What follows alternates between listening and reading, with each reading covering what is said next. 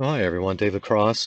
Wanted to do a real quick video update on this tree view container builder viewer program I've been working with.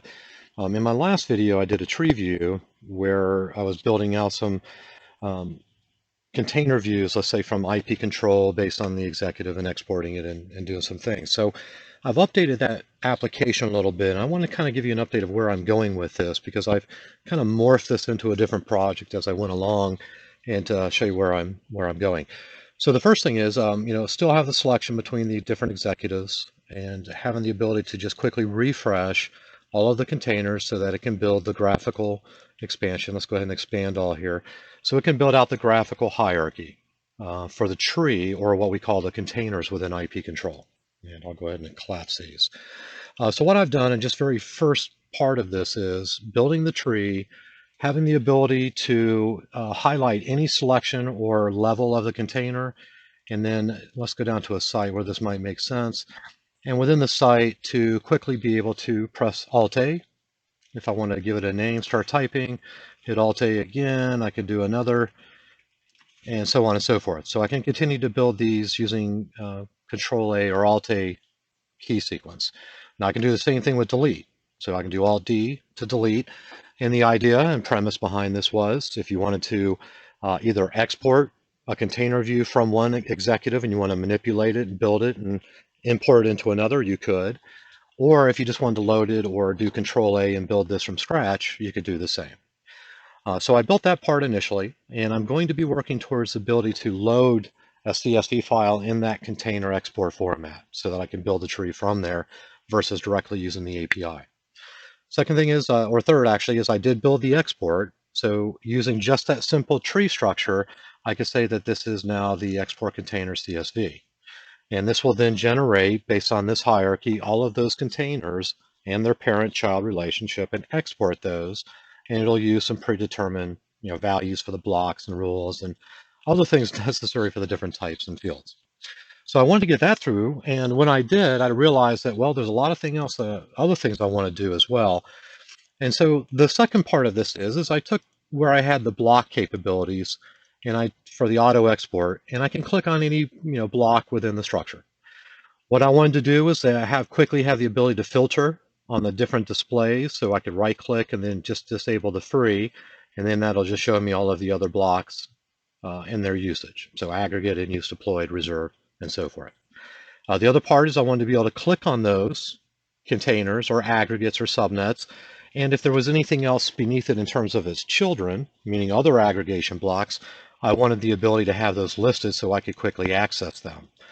I will then also build on some other API functionality here, but furthermore, what I wanted was some kind of IP calculator capabilities, and I'm just kind of still building this. But as I kind of navigated down into the different subnets, I would have the highlight for the IP addresses and the number available.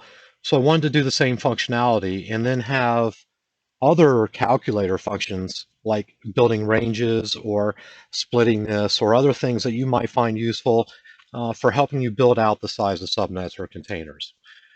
From here as well, though, whenever I see a deployed subnet, I can then export the devices, either in this view here or tell it to do it from a container view. So I've added a couple of new APIs and the container PowerShell wrappers around those to do that.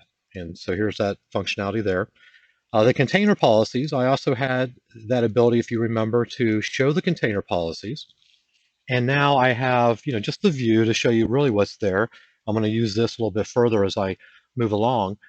And what I'm starting to build, very similar to how I do the containers with Control-A and Control-D to add, delete, I want the same functionality to be able to do this in the tree view for the block types.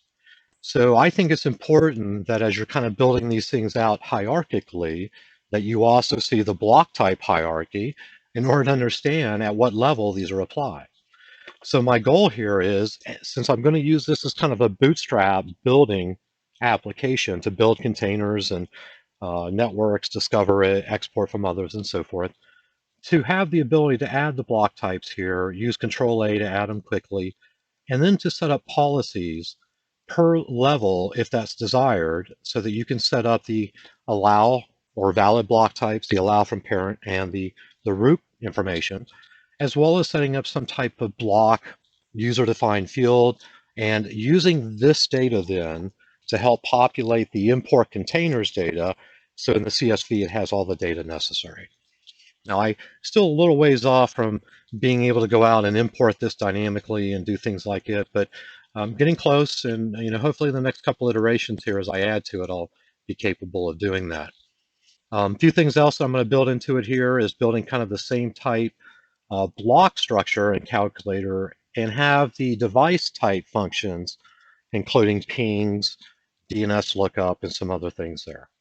So other things coming, pending updates, if I'm going to do anything for, dynamic updating IP control, I'm still trying to determine if that's something I really want to take on at this point in the design, but eventually I may want to have the ability that I can add containers and that it'll show me what's pending to be updated, which is the concept here, and then to have some type report since I'm pulling data to be able to extract it out.